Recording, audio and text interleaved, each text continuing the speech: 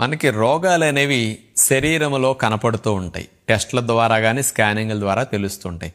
Sugar, గుండె జబ్బులు, high బీపీలు, కొలెస్ట్రాల్ సమస్యలు, ఊబకాయం, లివర్ సమస్యలు, మరి ఇలాంటి జబ్బులన్నీ శరీరంలో రావటానికి నెక్స్ట్ జరుగుతాయి. కానీ ఫస్ట్ రోగాలు ఎక్కడ పుడతాయో తెలుసా? మన మనసులో పుడతాయి. మరి ఇలాంటివన్నీ జీవనశైలి సంబంధమైన సమస్యలు. ఈ జీవనశైలి సంబంధమైన సమస్యలు రావడానికి ప్రధాన కారణం చెడ్డ ఆహారం ఎక్కువగా తింటాము. ఆ చెడు ఆహారం తిన్న తర్వాత శరీరంలో రోగం వచ్చింది. ఆ చెడు ఆహారాన్ని తినటానికి ప్రేరణ కలిగింది ఆలోచన రూపంలో ముందు మన మనసులో.